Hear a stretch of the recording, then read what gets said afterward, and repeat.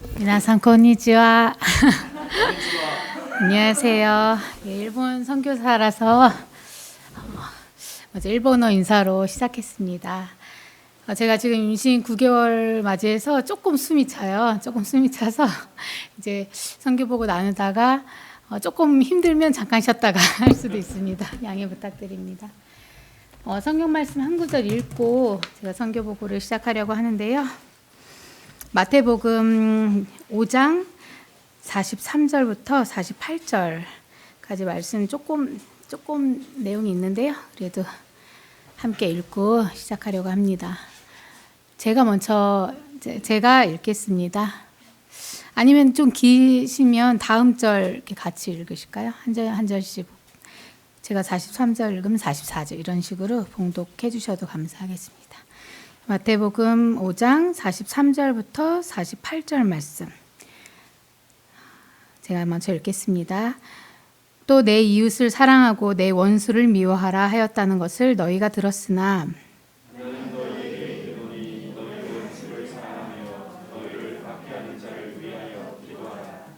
이같이 한즉 하늘에 계신 너희 아버지의 아들이 되리니 이는 하나님이 그 해를 악인과 선인에게 비추시며 비를 이루은 자와 불의한 자에게 내려주심이라.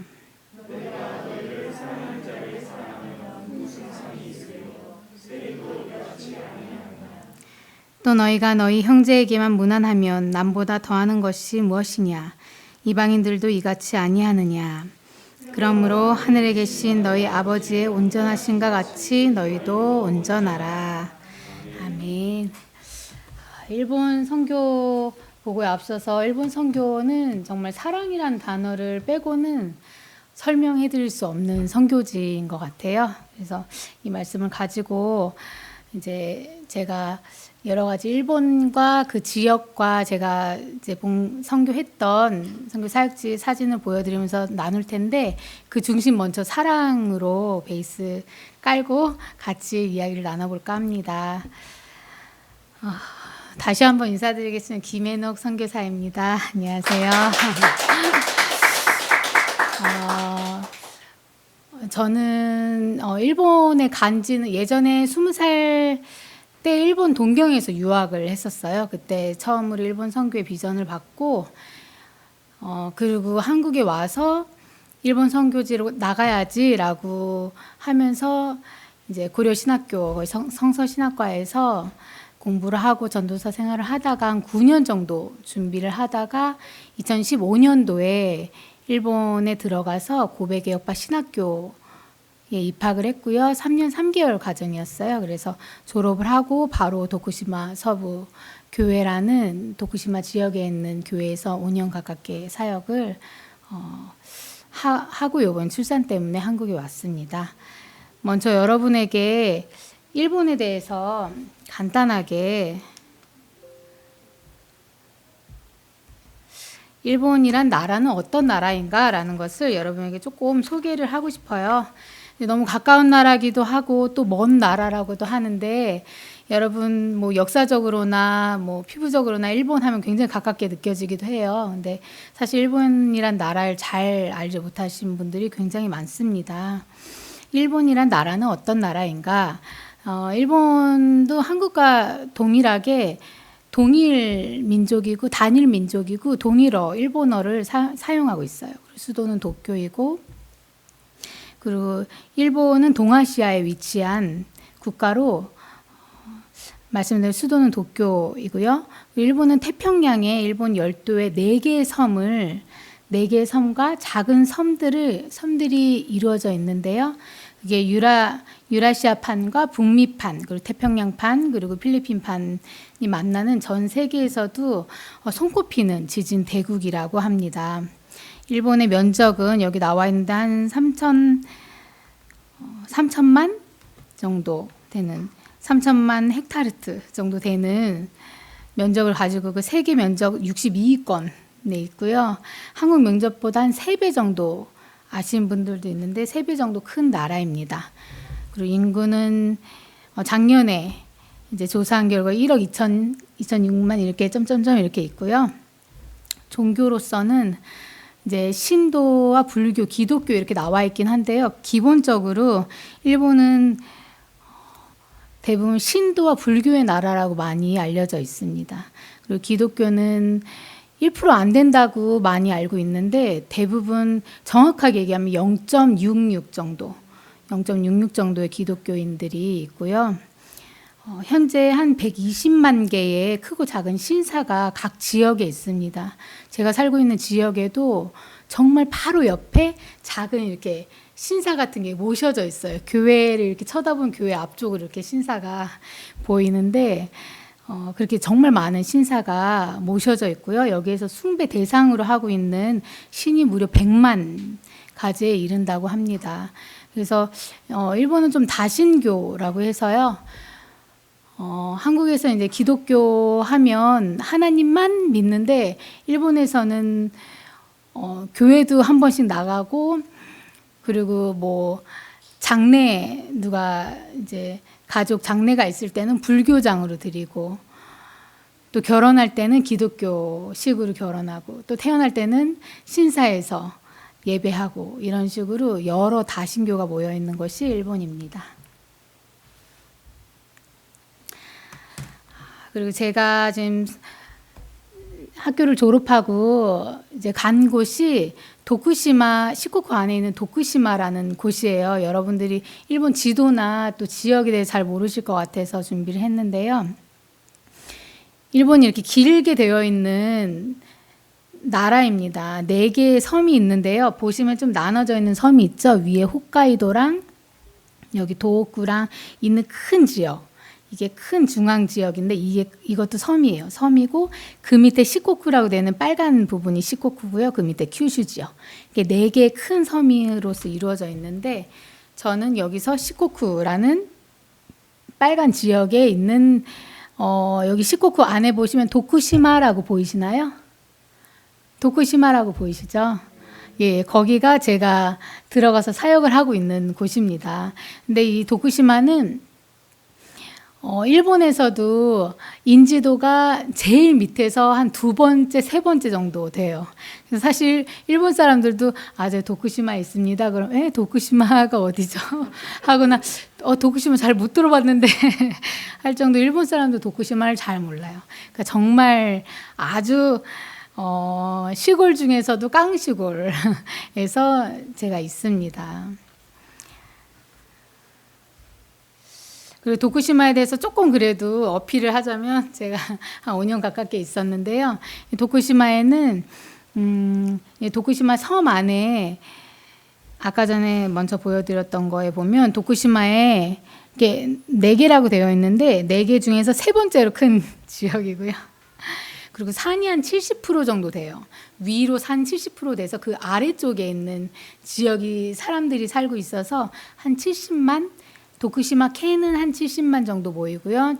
저는 도쿠시마 시에 있는데 도쿠시마 시는 한 20만 명 정도가 살고 있습니다. 그리고 신사와 절이 동네 곳곳에 많이 위치하고 있어서 이 시코쿠를 도는 신사와 절을 도는 그런 순례길로도 유명한 곳이 도쿠시마 캔입니다. 도쿠시마 캔은 도쿠시마 현이라고 생각하시면 되세요. 그리고 유명한 곳으로는 위에 보면 이렇게 바다에 이렇게 회오리 치는 게 있잖아요. 바다 회오리라고 해서 우주시오라고 하는데 이 바다 회오리로도 많이 유명하고요. 그리고 아와오돌이라는 일본엔 축제 때, 여름의 축제 때 아와오돌이라는 춤 사위로도 많이 유명하고요. 그리고 음식으로 특산물로는 라임 계열의 이제 라임이랑 비슷한 느낌인데 스다치라는 라임 종류 과실이 유명한 곳입니다. 이제 제가 사역하고 있는 도쿠시마 서부교회 지금 출산 때문에 이제 와서 도쿠시마로 사실 돌아가지 않는데 도쿠시마 서부교회를 사진으로 좀 소개를 해드립니다. 여기 위에 보면 비포라고 적혀져 있는 부분이 제가 한 3년간 사역했을 때 교회 모습이고요. 도쿠시마 서부교회는 40년 정도 된 교회예요.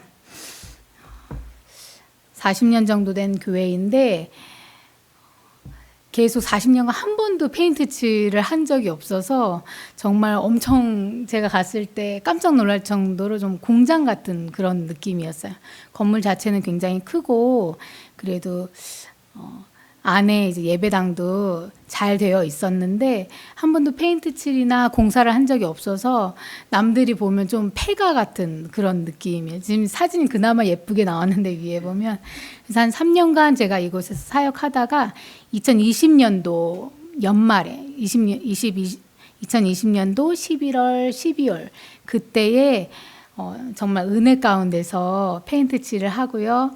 갑자기 헌금이 들어와서 그 헌금으로 페인트 칠과 여러 가지 지붕 공사를 했습니다. 그 전까지는 이제 비가 오면 위에서 그냥 막 물이 떨어져요. 그러면 이렇게 양동이를 받아놓고서 비 떨어지면 양동이 받아놓고 예배하고 그런 식으로 했었는데 너무 감사하게 지붕 공사랑 페인트 칠을 하고 정말 은혜롭게 너무 아름다운 예쁘게 교회 건물에서 예배를 드리게 됐습니다.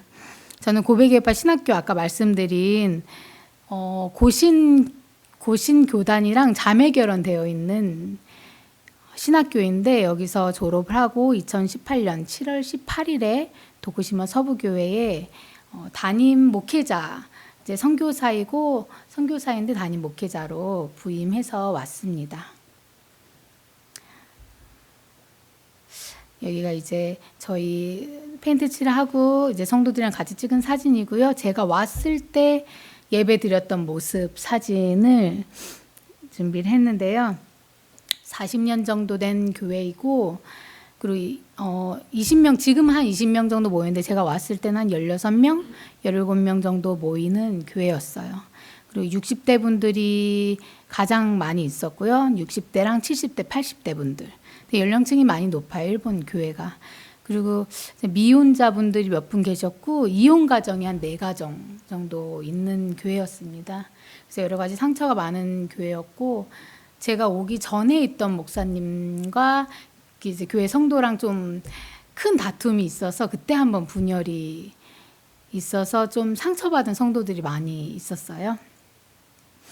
그리고 제가 왔을 때도 저도 이제 미혼으로 와서 선교 사역을 시작했기 때문에 되게 신기하게도 전도하고 만났던 사람들이 다 이혼 가정인 분들이나 미혼 가정 분들을 자꾸 만나게 하나님께서 하시더라고요.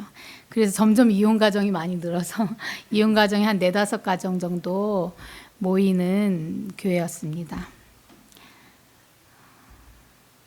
먼저 제가 오기 전에 있었던 모임으로는 이제 한 달에 2번 정도 식사 모임을 하는 코로나 전에 한 달에 2번 정도 식사 모임을 하는 모임이 있었고요. 그리고 한 달에 한 번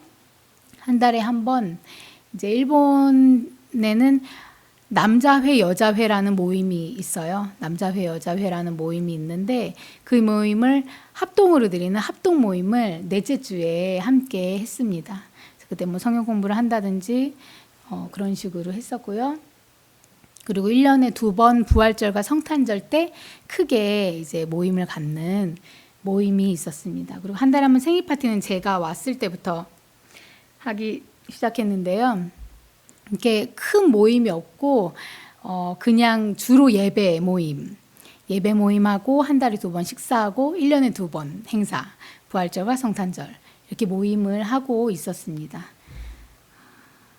제가 코로나 전에 했던 여러 가지 이제 모임 행사로서는 이제 주일학교 아이들 주일 예배를 시작했고요. 근데 그래도 매주 오는 아이들이 아니어서 이제 가끔 했지만 주일학교를 하고 또 한 달에 한 번 하는 합동 그 모임 때 같이 이제 즐거운 시간으로 교제하고 그리고 아이들이랑 같이 미술 치료, 제가 이제 그림 쪽을 했었어서 미술 치료라든지 그런 모임을 가졌습니다. 그리고 1년에 한 한 번, 두 번씩 이제 교회 앞에서 바베큐를 해 먹거나 아니면 피크닉을 가거나 이런 정도의 모임을 했었습니다. 이제 일본 교회 사정과 또 일본에 대해서 간단하게 좀 소개를 시켜드리고 싶은 것은 일본은 이제 한국이랑 비슷한 분위기랑 이제 북아시아권이다 보니까 좀 문화권이 비슷해요. 문화권이 비슷하긴 한데 일본 나라 자체가 영적으로 많이 어둡고 또 사람들이랑 깊은 교제를 하는 그냥 개인주의가 많이 발달되어 있는 곳이에요. 그래서 사람과 사람 사이의 거리가 많이 멀어요. 많이 멀고 그런 이유는 내가 이 사람을 가까이 갔을 때 상처를 받는 거를 두려워하는 사람들이 많이 있다 보니까 사람 간의 거리가 많이 멀어서 그냥 거칠애적인 관계가 많고 그러다 보니까 자기가 어렵거나 힘들 때 누구를 부를 수가 없어요. 누구를 찾을 수 없고 깊은 관계가 없다 보니까 그런 사람들이 많아서 외로운 사람들이 진짜 많이 있습니다. 일본 사람들이 기본적으로 너무나도 사랑을 받고 싶은데 상처가 많고 이 사람이 나를 사랑해 줬으면 좋겠는데 자기는 그 사람한테 다가가기 힘들고 모든 사람들이 대부분 다 그래요. 대부분 다 그래서 교회 안에서도 저희도 여기 40년 정도 된 교회인데도 불구하고 성도들이 정말 그냥 엄청 예의 차리는 40년간 했는데 서로의 사정을 전혀 몰라요. 그 가정에 무슨 일이 있고 그냥 기도 제목을 나눠도 그냥 건강, 우리 아이들 건강 그리고 뭐 마음의 평안을 위해서 기도해 달라고 하는 게 주로라서 개인적인 사정을 알기가 정말 어렵고 그리고 일본 사람들이 이제 누구에게 말할 수 없고 사랑을 갈구하는데 받질 못하니까 계속 속 안으로 자기 굴을 파요. 자기 굴을 파고 자기 굴을 파다 보니까 깊은 우울증이나 정신질환을 앓고 있는 사람들이 굉장히 많습니다. 특히 교회 안에 오는 분들은 더 많이 그렇고요. 그래서 일본 자체 영적으로 많이 어둡다 보니까 선교사님들도 교회 성도들도 교회에서 오시는 분들도 그리고 만나는 분들도 대부분 다 우울증을 갖고 있어요.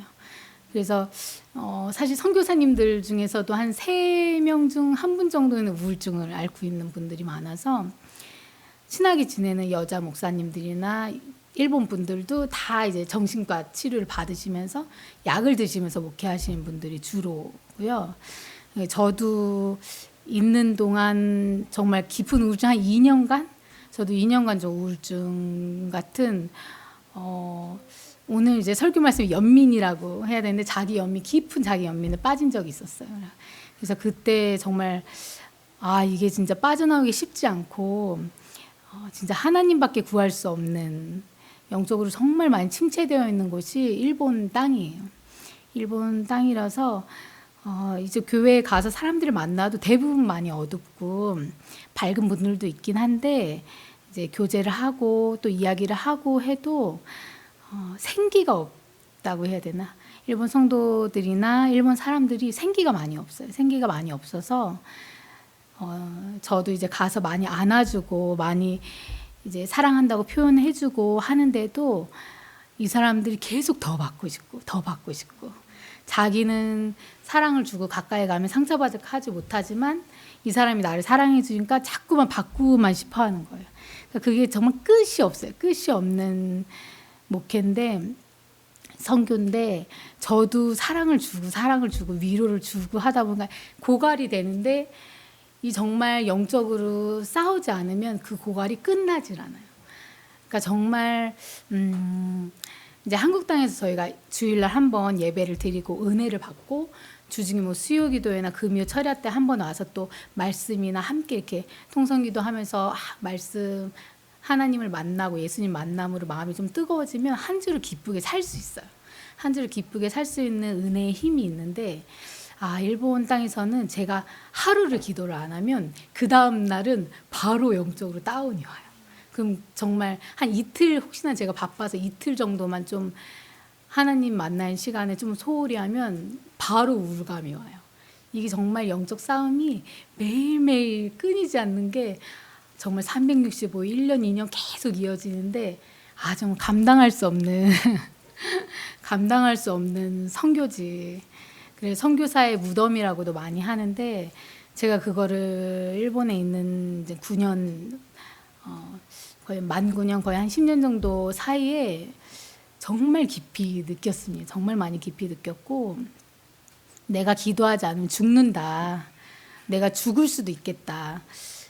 저도 이렇게 우울하시고 정신병 드신 분들을 만나면서 깊은 우울을 겪을 때 아예 우울의 끝은 죽음이더라고요.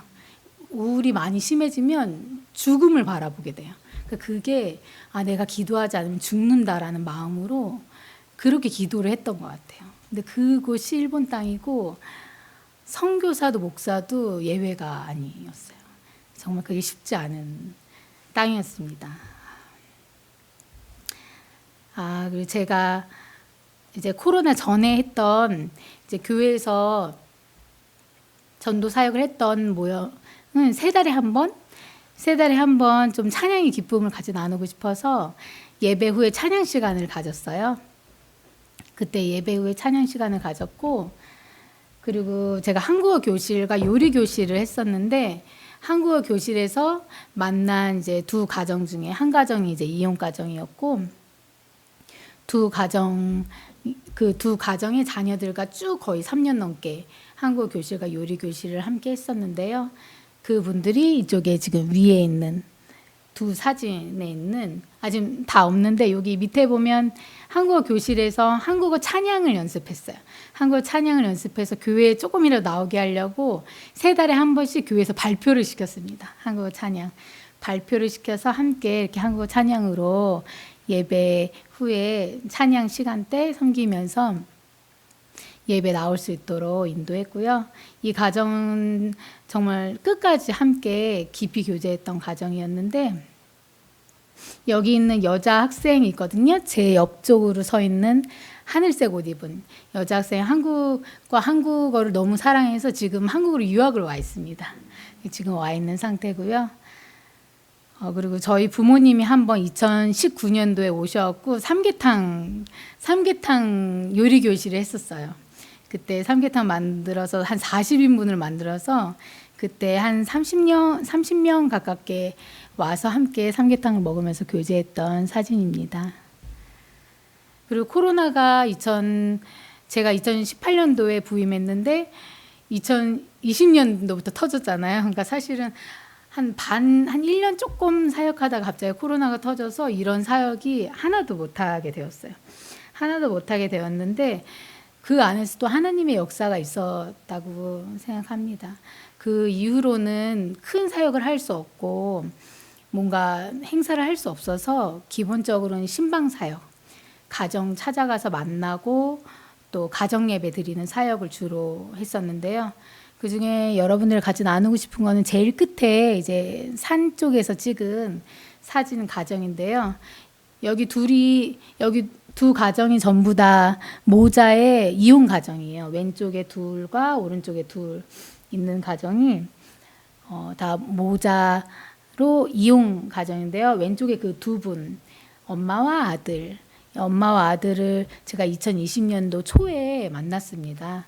이 어머님이 되게 갈급한 상황 가운데 여러 교회에 이렇게 전화를 해서 상담을 받고 그러셨는데 이제 좀 우울증이 있으셨어요. 우울증이 좀 있으셨고 뭐 사회생활을 어느 정도 하시는 분이셨는데 화가 있었어요.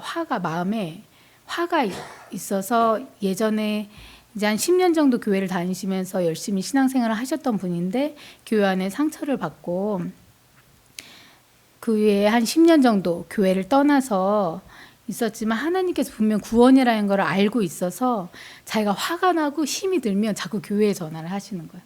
교회에서는 목사님이 계속 한풀이를 하고 그러던 중에 저를 만났습니다. 2020년도 초에 저한테 전화가 와서 저랑 4시간을 통화했어요.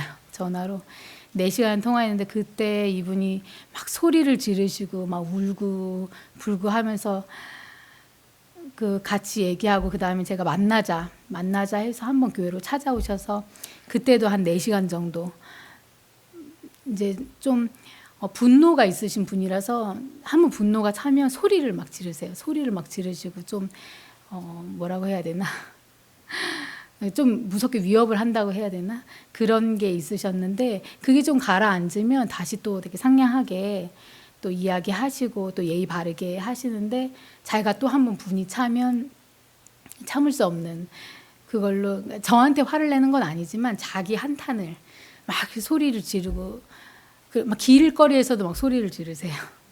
참 저한테는 좀 쉽지 않은 분들이었는데 이분들을 놓치면 이분들이 죽을 것 같은 거예요. 제 느낌에 이 엄마가 잘못하면 죽겠다라는 마음이 들었고 제가 끈을 놓지 않았어요.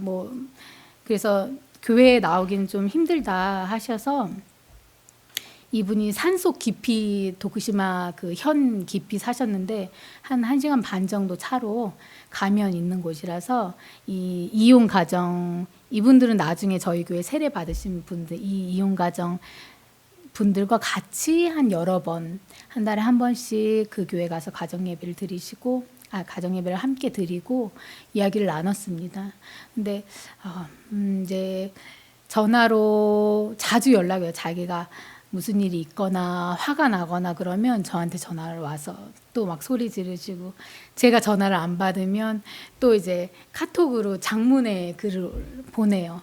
그러면 제가 또 바로 답을 안 하면 또 안 되니까 조금 텀 뒀다가 한 오후나 다음 날 바로바로 연락하면 이 사람이 계속 연락이 오니까 텀 뒀다가 저녁이나 다음 날 또 연락을 드리고 이런 식으로 한 2년 정도 계속 관계를 맺었고 물론 해결된 건 아니에요. 우울을 갖고 계신 분들이나 정신질환 갖고 계신 분들이 제가 정말 기도하고 함께 우리가 은혜의 자리에 나온다고 그 한두 번으로 고쳐지질 않아요. 기본적으로 4년, 5년, 10년, 20년 계속 이어가는 관계인데 이분들이 제가 올해 한 4월, 5월쯤에 아들이 학교를 졸업하고 근처에 있는 와카야마라는 다른 섬으로 취업을 하게 됐어요. 그래서 함께 이주하게 됐는데 이주하면서 조금 도쿠시마에 상처받은 거를 내려놓고 가라 해서 함께 모이고 제가 오기 전에 또 와카야마에 가서 만났습니다. 임신한 채로 또 배 타고 가서 만나서 또 교제하고 요번에 다시 출산한 후에 잠깐 도쿠시마에 돌아가는데 그때 또 만나자고 약속을 하고 만났습니다. 이 가정이 사실 마음에 계속 마음에 쓰여요. 사실 아들하고도 불화가 있어서 엄마 이제 분노가 있으니까 아들하고도 몇 차례 분노가 있어서 아들이 이제 구타를 하면 엄마가 막 경찰서에 신고를 하고 이런 식으로 큰 일이 많이 있었습니다. 큰 일이 많이 있었는데 그래도 아들이 엄마를 버리지 않고 취업하면서 엄마랑 함께 이주를 해서 지금은 와카야마에서 엄마도 일을 하고 아들도 취업을 해서 살고 있는데 제가 소개시켜준 교회는 나가지 않고 있더라고요.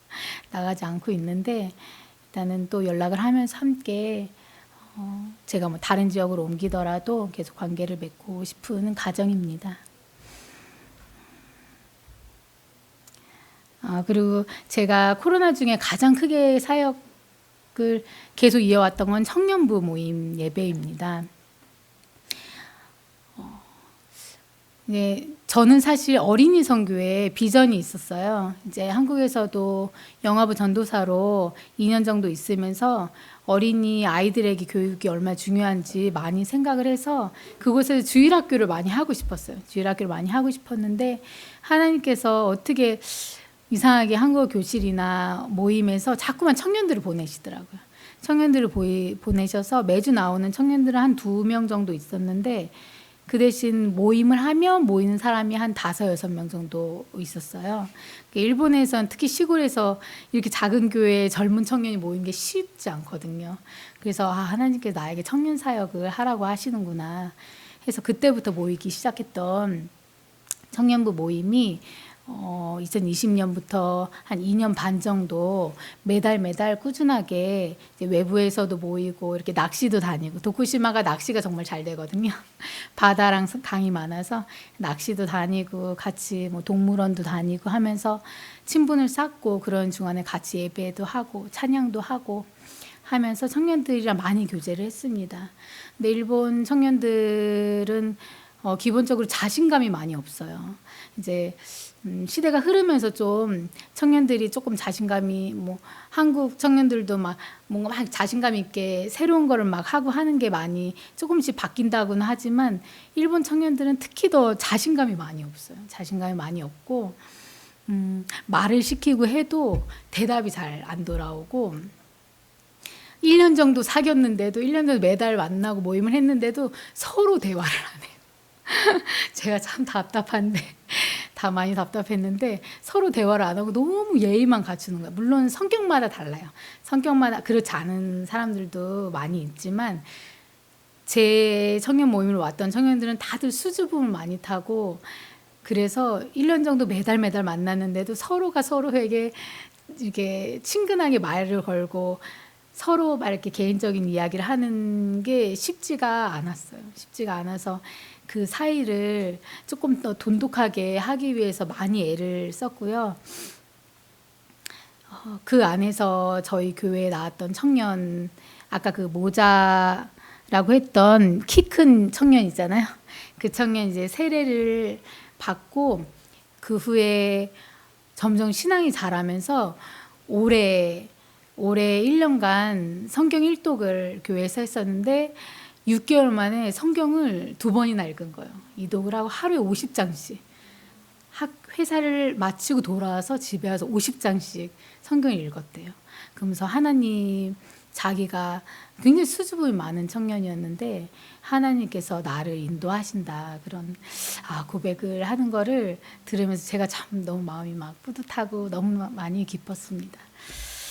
근데 여기서 물론 교회에 계속 안 나오는 청년들이 많이 있어요. 많이 있고 행사 때마다 그냥 모이는 청년들도 있지만 이 청년들이 그래도 예수님 안에서 이 아이들이 세상에서 갈 곳이 없고 친구가 없고 자기 어려움을 말할 사람이 없으니까 정말 그냥 시골 교회에 있는 외국인 선교사한테 와서 그런 이야기를 해요. 그런 이야기를 하고 이게 되게 작은 모임인데도 불구하고 또 기쁘게 함께 모여서 함께 찬양하고 하면서 아직 일본 안에 젊은 영혼들이 하나님을 만날 수 있는 기회가 있다. 이 영혼들이 더 하나님을 만남으로 변화될 수 있다라는 그런 희망을 많이 받습니다. 그리고 마지막엔 도쿠시마 대학에서 온 좀 청년들도 2명 정도 모여서 함께 또 김밥도 만들어 먹고 찬양도 하면서 좋은 교제를 나눴습니다. 이제 그 안에서 이제 세례받고 또 변화됐던 사람들 있는데요. 아까 말씀드렸던 그 모자가 2020년도 2월 2일 날 처음으로 세례를 받았어요. 일본 교회에서 사실 세례가 있다는 거는 너무나도 진짜 기적 같은 일들이라고 10년에 1명 정도 세례가 있을까 말까 하는데 제가 그래도 부임하고 2년 만에 2명이 세례를 받게 돼서 저희 이제 대리 목사님인 신임 목사님께서 세례를 주셨는데 너무너무 기뻤고 진짜 너무너무 감사했습니다. 이 여자 집사님은 내년부터 이제 위원회라고 해서 당회에도 집사로서 당회에도 들어가게 됐어요. 점점 이제 성장하고 그런 모습을 보면서 이 영혼들이 조금씩 변화되는 것을 보면서 정말 그 시골 교회에서 되게 기쁨이 있었던 것 같아요. 그리고 2021년도 작년 초에 40년간 히키코모리라고 들어보신 적 있으신가요? 집에서 밖에 나가지 않는 40년간 집 밖으로 나가지 않았던 여성분께서 예수님을 만나고 세례를 받았어요. 좀 상상이 안 가는데 이분이 지금 60대 초반이세요. 지금 60살 정도 60살 정도 됐는데 거의 10대부터 중학교 때부터 히키코모리를 해서 세상에 나온 지 이제 10년 채 안 되죠. 한 8년 정도 되셨는데 40년간 계속 집안에서 살면서 지금도 조금 그런 환상이나 그런 청각적인 그런 게 아직은 좀 남아있어요. 아직은 조금 어려움이 있지만 그래도 정말 열심히 마음이 너무 순수하세요. 마음이 너무 순수해서 제가 이제 같이 예배를 드리고 같이 모임을 하면 하나님께서 이렇게 말씀하시는데 내가 이러지 못해서 저는 어떻게 하면 좋습니까? 하면서 항상 마음을 치면서 저한테 와서 이야기를 하시는데 이런 히키코모리라는 집에서 안 나오는 사람들이 정말 많아요. 정말 많고 특히 젊은 사람들 중에서도 밖에 나가면 상처받고 이 사람들이랑 관계하는 게 어려우니까 그걸 피하기 위한 여러 수단들 중에 하나가 집에서 나가지 않는 거예요. 그런 사람들이 진짜 너무나도 많이 있습니다. 이 분을 보면서 저도 한 5년, 6년 히키코모리 한 사람들을 많이 만났는데 40년간 이렇게 집 밖을 나가지 않으셨던 분이 예수님 만나서 세상으로 나왔다는 것이 정말 기적 같은 일이고 감사하다는 생각을 했습니다. 그리고 이제 4년 만에 돌아온 성도라고 해서 이제 사노 아츠코상이라는 분이신데 이분 참 저의 마음을 진짜 힘들게 하셨던 분이에요. 이분이 전 목사님이랑 이제 다투시고 이제 근처에 있는 같은 교단, 개혁파 교단에 가셔서 한 4년, 5년 계시다가 이 남편과 아이들이 저희 교회에 계속 있어서 저희가 데리고 와서 4년 만에 저희 교회로 다시 왔어요. 다시 왔는데 이분이 기본적으로 이제 목회자와 리더에게 불신이 있으시고 그리고 이제 남편이 교수고 자기도 피아노 선생님이고 오르간 선생님이고 하니까 세상적으로 이제 지위가 있고 아는 게 많고 영향력이 있어요. 말씀을 정말 잘하시거든요. 이분이 참 저를 많이 힘들게 했어요. 상상할 수 없는 좀 그런 일들이 많았었는데 여기 제가 뭐 아파서 입원에 있어서 교회에서 이제 설교 사역을 못할 때 왜 여기 그 정도 아픈 걸로 입원해서 설교 사역을 못하냐 쫓아와서 막 좀 괴롭히고 막 이쪽 저쪽 목사님한테 전화해서 왜 이렇게 오래 병원에 입원해 있냐 그러면서 그러시고 좀 여러 가지 제가 설교하면 일본어가 틀리다 그리고 주보에 나온 이 말이 틀렸는데 이거를 왜 이렇게 쓰냐 하면서 사소한 것까지 정말 마음을 많이 힘들게 했습니다. 이분 때문에 사실 많이 울기도 하고 참 여기 저도 되게 큰 상처를 많이 받았던 것 같아요. 근데 이분을 바라보면서 이 상처받는 한 영혼을 사랑한다는 것이 그냥 선교사의 일인데 제가 사실 사랑이 많은 사람이라고 생각했어요. 한국에서는 사랑이 되게 많은 사람이라고 생각했는데 일본에 가서 사랑을 갈구하는 그 영혼들에게 사랑을 주는데 줄 게 없더라고요. 줄 게 없고 너무 미워서 주고 싶지도 않고 말도 하기 싫을 때가 너무 많았어요. 너무 많았는데 그래도 또 얼굴 보고 또 하면 그 영혼이 떠오르고 또 용서하고 또 다음 주에 가서 또 막 괴롭히고 하면 또 막 미워서 잠을 못 자고 제가 오랫동안 불면증이 있었는데 그 잠을 잘 못 자고 며칠간 또 잠을 못 자고 또 회개하고 또 용서하고 다음 주에 가서 또 웃으면서 이야기하고 그랬던 적이 많이 있었습니다. 참 너무나도 힘들게 했던 성도였는데 그럼에도 이분이랑 무슨 일이 있으면 교회가 분열될지도 모른다는 좀 막 그런 두려움이 있었기 때문에 이분이 진짜 어르고 달래면서 했던 것 같아요. 어르고 달래면서 근데 이분 혼자가 아니고 다른 또 교수님 가정도 있어서 그 두 가정이 함께 좀 많이 힘들게 했는데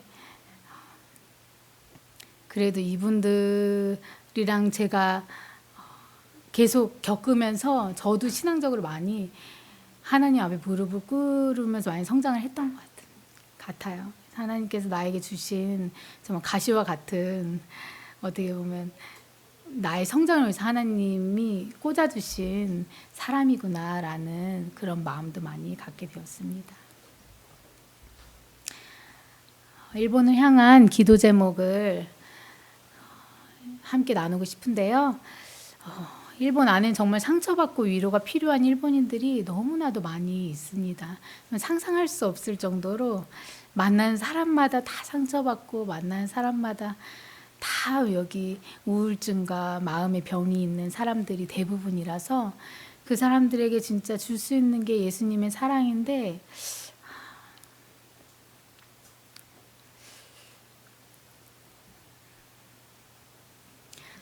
참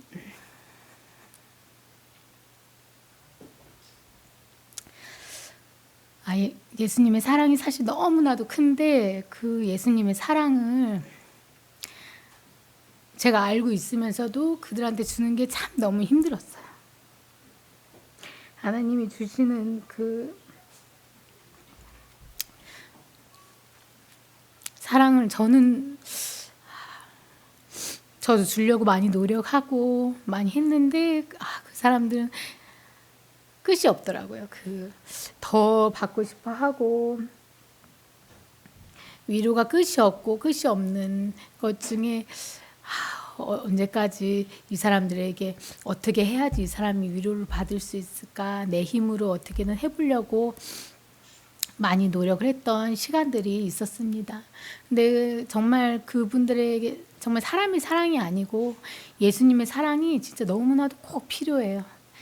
일본 사람 정말 상처받은 사람이 너무나도 많은데 그분들에게 진짜 그냥 사랑한다고 안아주고 위로해줄 수 있는 한 명만 있어도 그 사람이 그렇게 마음으로 자기 방에 들어가지 않고 상처받아서 그리고 정신병에 걸리지 않을 수도 있는데 그 한 사람이 없더라고요. 그래서 그런 한 사람이 되고 싶어서 일본 땅에 있는 것 같아요. 좀 기도해 주시기 바랍니다. 그리고 일본의 선교사나 목회 소명을 받은 이들이 굉장히 적어요. 아까 말씀해 주셨던 것처럼 4분의 1 정도 교회가 무목교회예요. 그러니까 목사님이 없이 목회자 없이 자기들끼리 예배를 드립니다. 주로 자기들끼리 뭐 온라인으로도 설교 듣고 그냥 책 읽으면서 이제 설교문을 읽으면서도 예배 드리고 가끔씩 한 번씩 이제 목사님이 오시면 그분 설교를 듣고 하면서 그렇게 10년, 20년, 30년까지도 목사 없이 자기들끼리 예배 드리는 교회가 많이 있어요. 그런 교회가 진짜 채워질 수 있도록 기도해 주셨으면 합니다. 그리고 매주 예배가 정말 회복되고 젊은 청년들이 교회에 나올 수 있도록 기도해 주셨으면 좋겠어요. 대부분 일본 교회는 다 60대는 그나마 젊은 분들이고 70대, 80대 분들이 교회를 다 하세요. 그러니까 저희 지금 회계 맡으신 분도 82살이신데 저도 90대까지 하셔야 된다고 그렇게 강권하고 했는데 82세신데도 정말 엄청 사역을 하세요. 교회에서 엄청 봉사를 하시는데 그런 분들이 대부분이세요.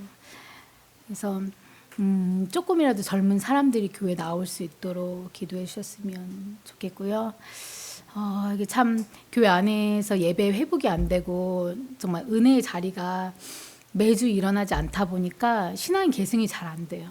그래서 분명 그 70대, 80대 되신 분들은 젊었을 때 받은 은혜로 쭉 신앙생활을 하고 있는데 그 자녀들은 교회 나와도 얻을 것이 없고 교회 나와도 뭔가 기쁨이 없고 은혜를 받지 못하니까 교회를 떠나요. 주일학교쯤에서 대부분 교회를 떠나요. 중학교 올라가면서.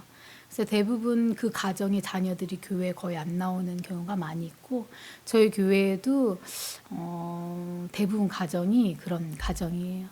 그런 가정들을 위해서 기도해 주셨으면 좋겠습니다. 그리고 저와 이제 남편 한영규 선교사 기도 제목인데요.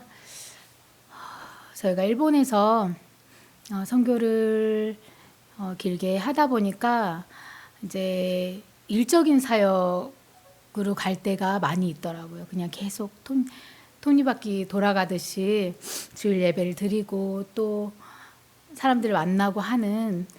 근데 정말 제 자신이 하나님 앞에 바로 서지 않으면 제가 어제는 우울감에 빠져 있다가 또 내일 설교를 하고 이런 게 있더라고요. 그런 반복적인. 그러니까 정말 하나님 앞에서 영적으로 바로 서고 성령 충만한 선교사로서 일본 땅에서 그냥 정말 신앙인으로서 살아갈 수 있도록 그들에게 그 같은 그냥 신앙인으로서 내가 받은 은혜, 내가 받은 예수님을 소개하고 이야기할 수 있는 그런 선교사가 되길 바랍니다. 그를 위해서 기도해 주세요.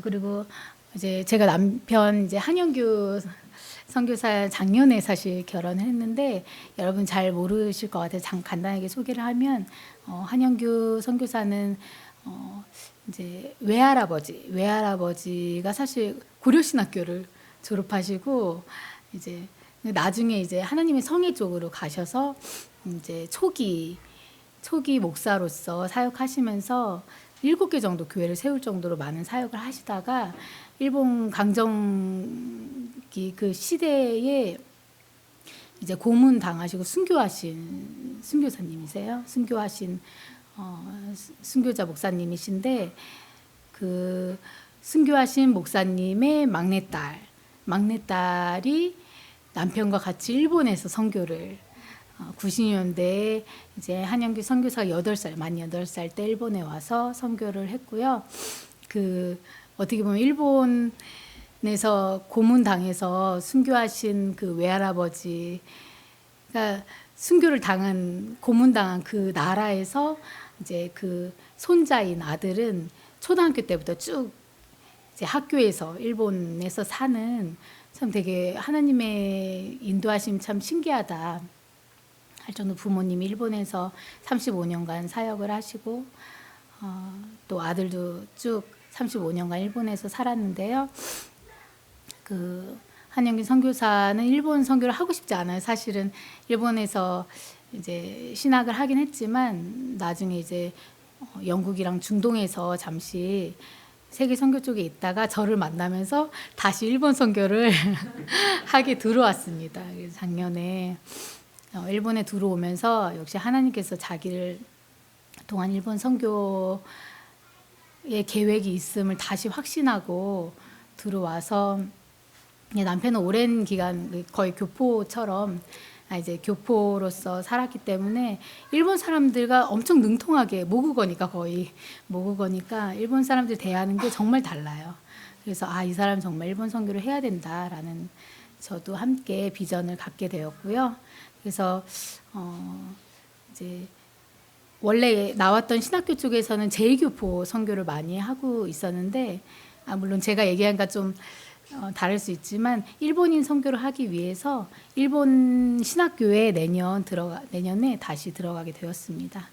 그래서 내년 4월에 도쿄에 있는 도쿄 기독교 대학교라는 일본에서 가장 큰 복음주의 신학교고요. 거기서 목회 코스로 편입을 하게 되었습니다.